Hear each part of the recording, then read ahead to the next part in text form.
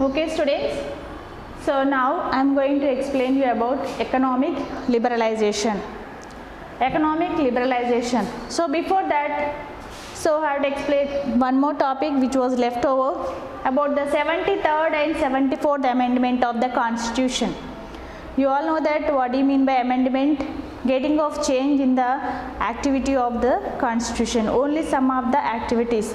So here 73rd and 74th amendments were brought under the government of P.V. Narasimha Rao. We know that in 1992 elections were held, again Congress party led over this. So here the P.V. Narasimha Rao brought this amendment, only the 73rd and 74th amendment. What is the priority of 73rd amendment? 73rd amendment is about local self-government or Panchayat Raj system. Local self-government.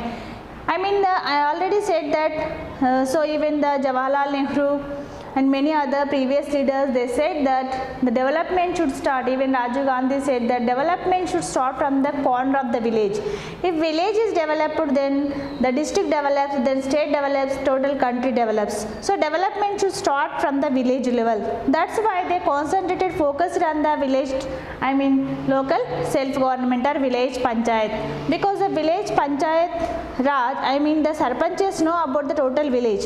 So he is a main prominent person in the village to develop village and take the programs and schemes to follow for the various levels. So that's why the 73rd amendment says about conducting of elections according to the locality. Next 74th amendment, same as towns and cities, conducting of elections on the basis of universal adult franchise.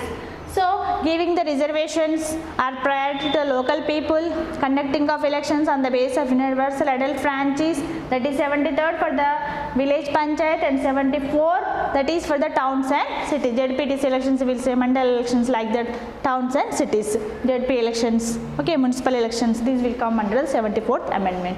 Now economic liberalization. What is meant by liberalization? Means the removal of the restrictions, terms and conditions. So here this was in 1991. We know that VP Singh government was fall because it is a coalition government. So I already said that LK Advani was arrested due to the Radha Yatra in last class.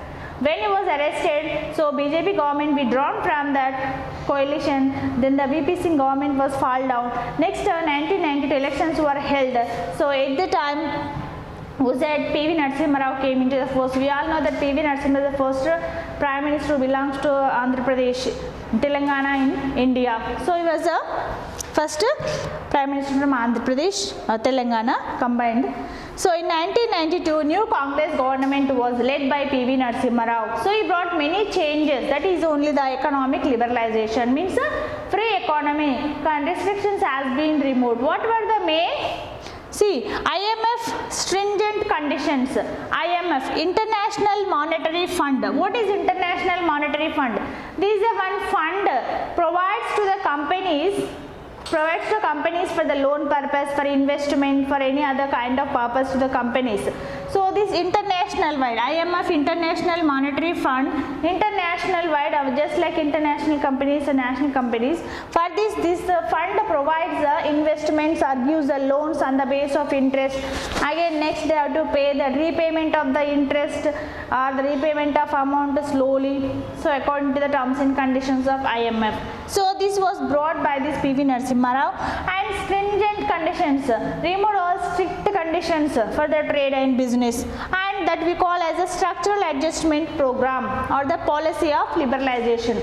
Liberalization means free trade, free trade. So here he brought some changes. So three changes he made mainly for the structural adjustment program or the policy of liberalization. So first one is reduction of government expenditure. So government bearing lot of expenditure for the development of the people. For example, you take that government gives some new policies it follows, as well as subsidies. Subsidy means that is a bearing of the amount by the government. Subsidies. So for the poor people or some of the companies, some of the schemes government paid the subsidies, give subsidies, means it reduces the amount of the payment, payers. So at the same time, so government pays that amount on behalf of the customer. So that was reduced. Reduction of the government expenditure, reducing restrictions and taxes on imports. So if we import any goods from our international companies from other countries, so what happened here, the taxes increase. So if the taxes are increased, means what will happen, that it adds to the cost of the good. Again that value will increases in the country, so we can't able to buy that. So to do trade and business easily with the international companies, so PV Narasimha government reduced restrictions and taxes on imports. Opening of many sectors, that is telephone, banking, airlines. Telephone, banking and airlines.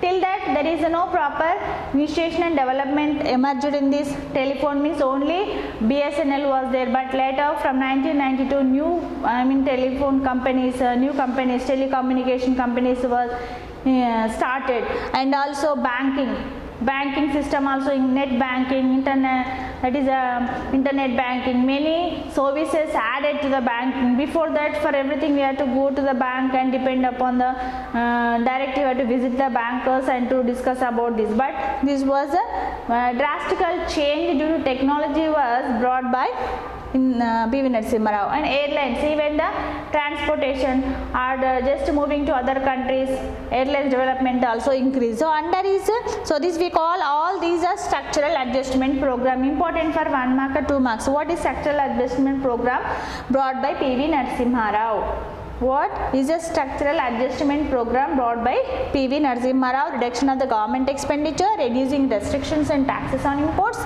opening of many sectors, telephone, banking and airlines. And next, so when this structural adjustment program began, or the policy of liberalization was started implementation, there was a lot of changes in our economy.